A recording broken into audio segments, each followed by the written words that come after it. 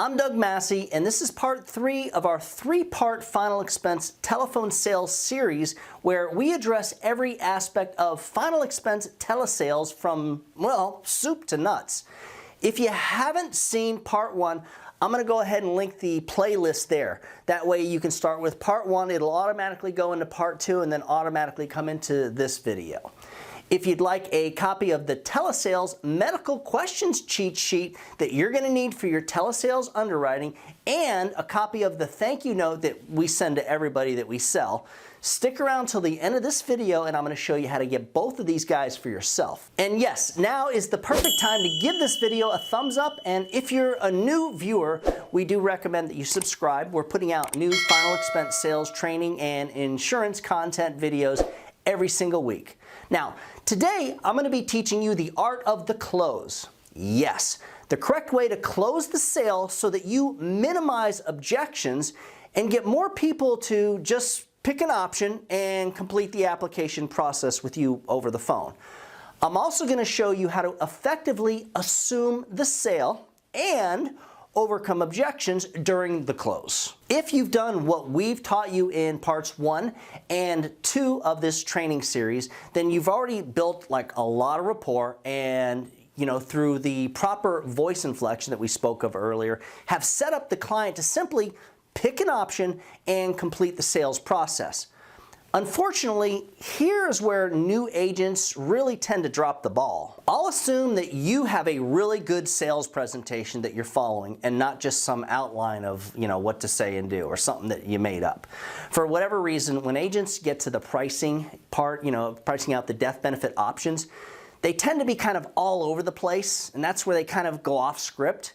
And what's messed up is that this is the one part of the presentation where you need to be precise, clear, and super firm. When you give out the pricing and have the client pick the option that they want to start with, you have to be 100% in control of exactly what you say and how you say it. And FYI, when I'm training a new agent, this is always the first thing that I have to help them correct. With our telesales platform, I literally go over the agent's first presentations and then pretty much pick them apart and then teach the agent in question exactly what they need to say and do differently that will give them better outcomes. Before I share with you exactly what I say and how I do the close, here are some pro tips. First, follow your presentation. And again, I'm assuming that you've gotten your presentation from someone who has been very successful using that presentation, and that it's not just something that like somebody slapped together. If you're one of my agents, I am giving you a presentation that is highly effective, but only if you follow it to a T.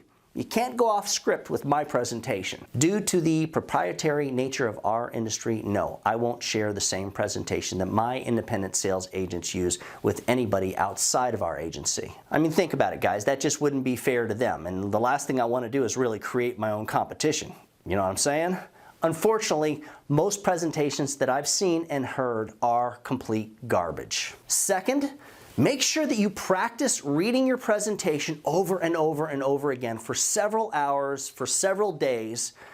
The reason being, when you get on the phone for the first few times, you're going to sound as if you're reading from a script. By practicing, you can eliminate a lot of this and actually get to the point where it sounds like you're just having a conversation with the client. And that's really your goal there.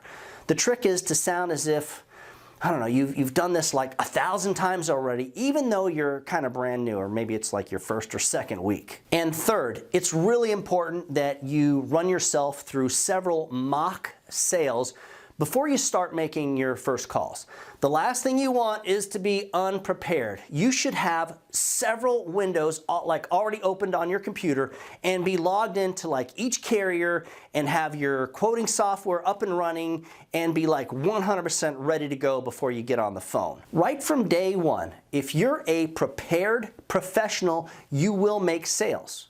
Fumbling and bumbling through the sales process will absolutely cost you easy lay-down sales of people who actually want the insurance but now feel like something's wrong, so they don't want to trust you. You can build all the rapport in the world only to lose it by coming off as someone who is not prepared. I suggest going through the carrier sales process in a way that helps you feel confident that you are totally prepared. Trust me guys, the last thing that you'll want to do is like have a client pick an option only to have issues sending up the application. Be prepared. Here is a very effective way to close sales and get the client to commit.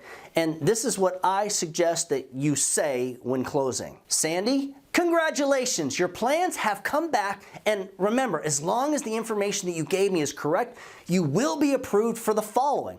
Please grab your pen and paper and let me know when you're ready. Great. I have 3 options for you to write down. The first is $25,000 for $145 per month. Did you get that? Okay. The second option is $20,000 for $110 per month. You got it? Great. And the third option is $15,000 for $87 per month. Again, that's $15,000 for $87 per month. Now, Sandy, of the 3 options, which one would you like your daughter Janet to receive when you pass away? This is when you got to zip it and just let them answer. As always, if you speak first, you lose. If they give you like any type of objection or an excuse, which it's usually the same thing, then I would direct them to the bottom option by saying, okay, I get that. Can I make a suggestion? They will always say, sure, why not? This is when you direct them to the bottom option and go for the second close. Now, Sandy, I know this is important because the last thing that you want, we've been talking about this, is you don't want Janet to get stuck having to pay for your funeral. Let's just start you with the bottom option, and the good thing about that is later, if you can afford more, we can always change that, later at another time. Go ahead and circle that bottom option for me. Now, what's your middle initial? At this point, go forward with the application process, and this is what I just did is called assuming the sale. And you want to do this as if they're all on board, because remember, if they really don't want to go forward, they will simply give you another objection. They're going to make another excuse. By going with this assumed sales process, you'll have people that will simply move forward and be happy with what you're doing. The trick is for you to stay in control. Understand this, when people buy life insurance, they usually buy you. And most people need a little bit of a push to go forward. It's natural for the clients to have knee-jerk reactions and or hesitate. Understand it is human nature to have that kind of weird reaction, of naturally wanting to get rid of the salesperson, even if it's something that, you really need and actually want. And especially for folks that are on a fixed income. I think what happens is that, in most people's minds, that they want you, the salesperson, to think that they're responsible and not someone who, is quick to make, rational decisions or irrational decisions. They want you to put in the extra work so that they feel like they are making the right decision, which is why it's important for you to help them feel good about doing this today, right now, and not having to mow it over or think about it for a few days. People that have to think about it already know the answer. Trust me, our market has already been thinking about this for years.